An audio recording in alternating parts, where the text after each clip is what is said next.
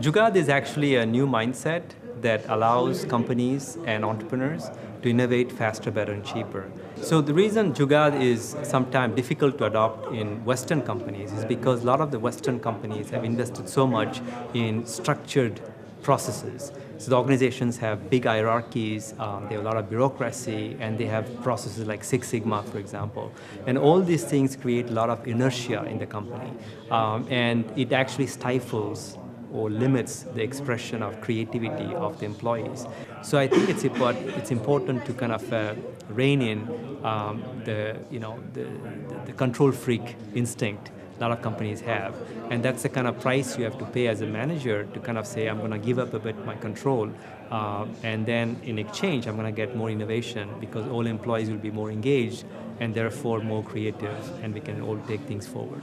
So if you think about in musical terms, Jugaad is in a way like a jazz band, right? It's very frugal, flexible, as I said, inclusive, in the sense that look at the jazz band, right? These guys are playing in the street. I mean, and look at them, they're dressed very casually. They don't need too many sophisticated instruments, and anybody can join them at any time and build on what they play. And if you compare this with the traditional approach to innovating in the West, that looks more like an orchestra.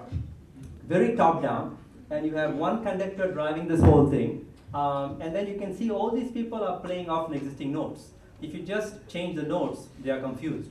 So it's not bad or good, it's just that this is the model we are most familiar with in the West. And what I try to do is to show that there's another model that is emerging as well in parts of the world. And the question is, how do you integrate both?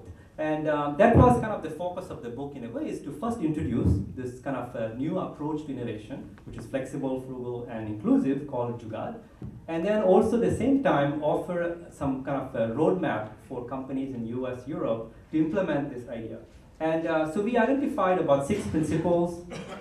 We took the Jugaad, which is like a mindset, and then we distilled it down into 6 principles. And we have one chapter for each principle in a way. I mean, some of the things that companies can do, managers can do, and leaders can do is, for example, don't ask your R&D department to come up with the perfect solution. Because if you do that, then they're going to go and create, over-engineered, very complex solution. It will take them months to do such, product, and then it will cost you a lot of money. Rather, I think the new approach, the Jugaad approach, is actually to look at what the market needs are and quickly create a solution, test in the marketplace, get input, and then iterate on that. I think this kind of very frugal, iterative way of developing new solutions is the way to go. And if you look in a country, in a continent like Africa, 80% of African families are unbanked. But nearly 550 million people in Africa also have a cell phone. So of course, if you're a media, the economist, you can keep saying, oh, why they don't have a banking account? It's very bad, blame the government and whatnot. But if you're an entrepreneur, you look at it and say, on one hand, you have scarcity, but on the other hand, you have abundance. How can I use abundance, which is interconnectivity, to solve the other problem, which is scarcity?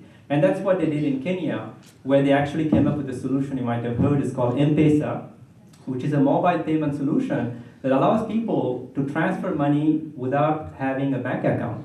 And this solution today has 15 million subscribers in Kenya. That is more than the number of people who have a banking account in Kenya, which is really mind-boggling.